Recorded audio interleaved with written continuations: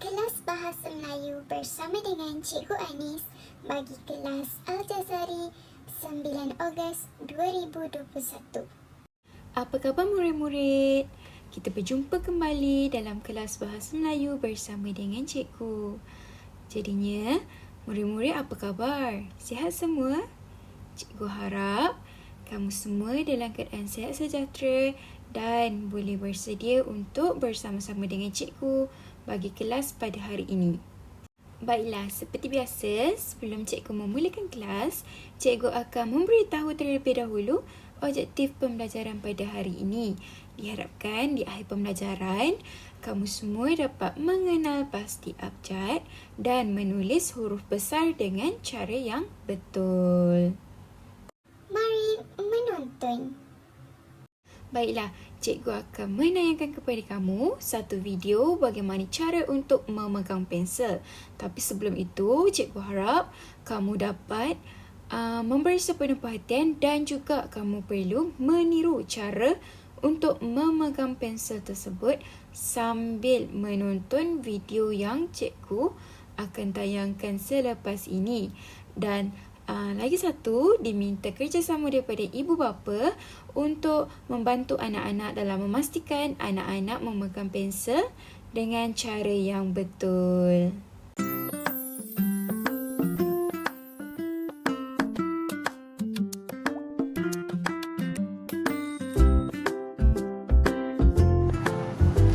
Okey, mula-mula sekali, awak keluarkan jari awak. Nampak ada berapa? Ada 5 jari. Keluarkan seperti ini. Kemudian cikgu nak awak tutup 2 jari di bawah. Jari yang bawah ni, 2 jari di bawah ni cikgu nak awak tutup. Jadi macam ni. Tengok ya. Dah. Kemudian awak ambil pensel.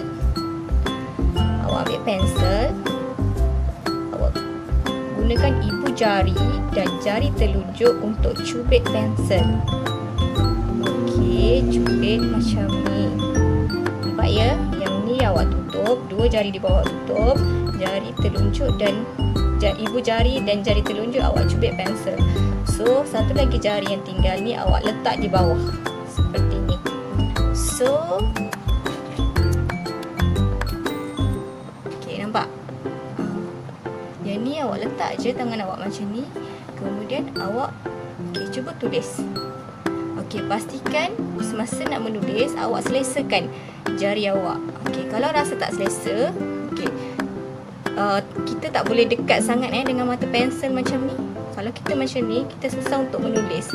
So, tak boleh macam tu. Awak jarakkan sikit daripada mata pensel. Cuba awak tulis. Cikgu nak awak buat garisan lurus.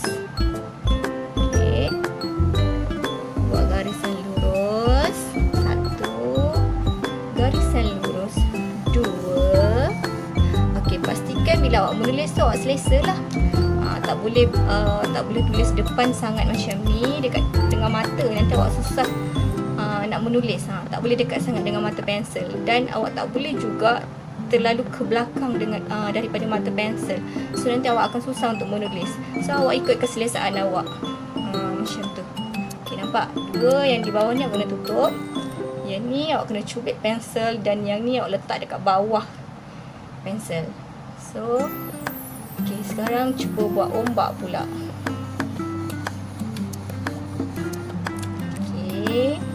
Buat lagi sekali. Pastikan selesa semasa menulis. Kalau tak selesa, awak cubalah betulkan kedudukan ni. Tapi macam ni lah.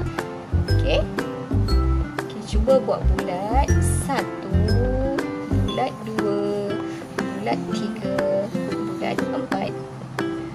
Senang kan? Inilah cara yang betul semasa memegang pensel. Gitu. Cikgu terangkan lagi sekali. Awak buka jari awak. 2 jari di bawah awak lipat.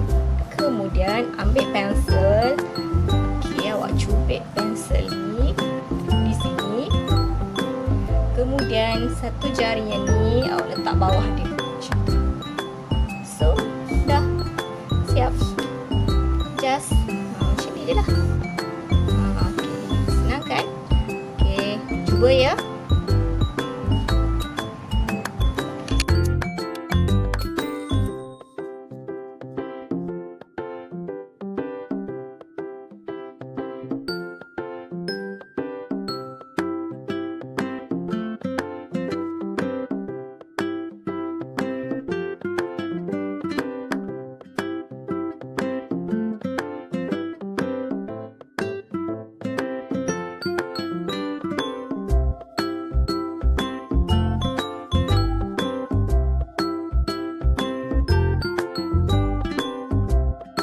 Baiklah anak-anak murid cikgu, semua dah tonton kan video tadi. Jadinya cikgu harap kamu dapat memegang pensel dengan cara yang betul.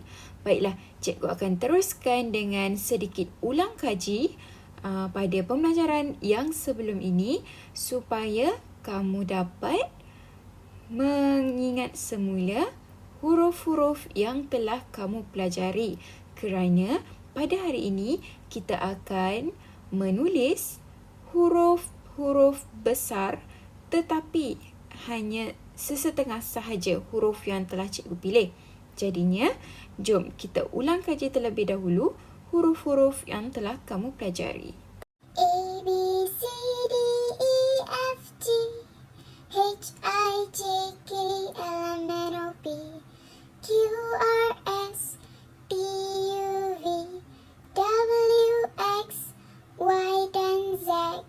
Baiklah, itulah semua huruf-huruf yang telah kita pelajari daripada huruf A sampai huruf Z.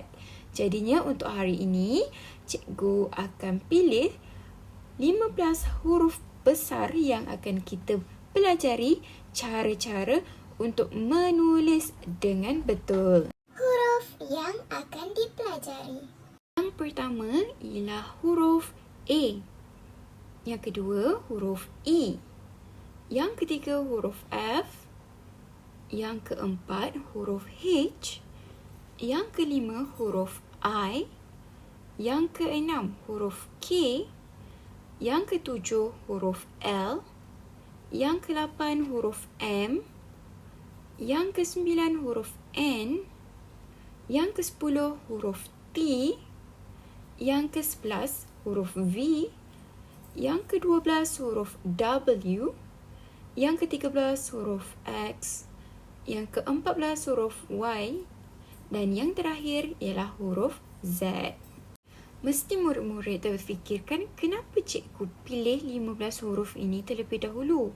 Sebabnya, kelima-15 huruf ini hanya memerlukan garisan sahaja untuk menulis. Jadinya, mudah sedikit untuk kamu semua belajar menulis. Mari kita lihat cara untuk menulis huruf besar dengan betul.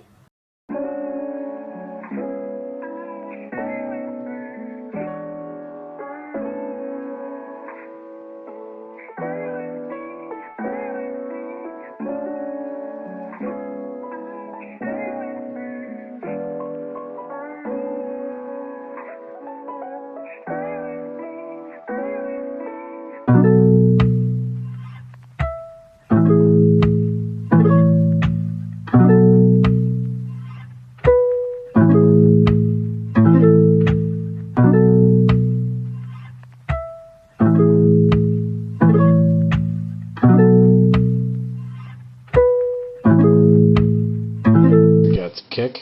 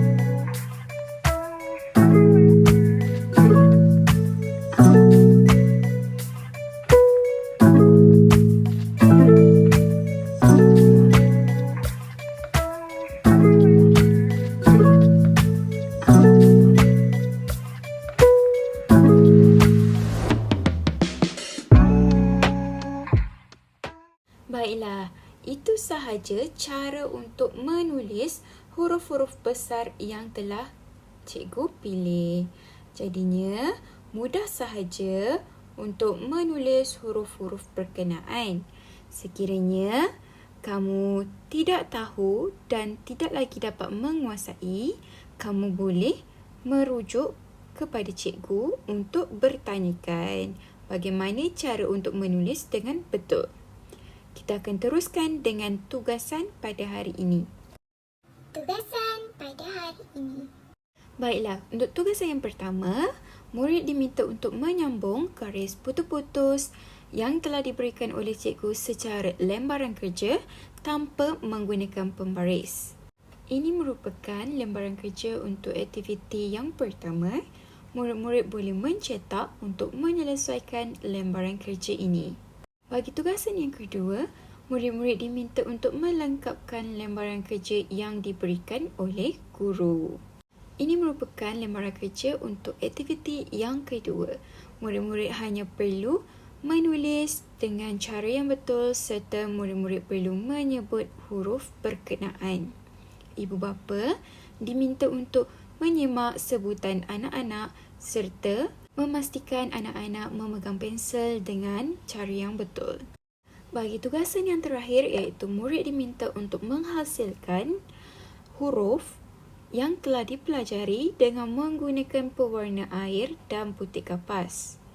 Ini merupakan contoh untuk rujukan murid-murid bagi melaksanakan aktiviti ini. Murid-murid hanya memerlukan kertas, pewarna air, putih kapas dan juga pensel. Itu sahaja untuk tugasan pada hari ini. Diharapkan setelah murid-murid menyelesai menjawab kesemua aktiviti-aktiviti yang telah diberikan oleh guru, murid-murid perlu menghantar ke dalam Telegram supaya guru dapat menyimak jawapan murid sama ada murid telah menjawab dengan betul ataupun salah. Itu saja untuk kelas kita pada hari ini. Terima kasih dan tahniah kepada anak-anak murid cikgu yang telah menyelesaikan tugasan serta melihat video pengajaran ini. Kita berjumpa lagi pada minggu hadapan. Bye. Assalamualaikum.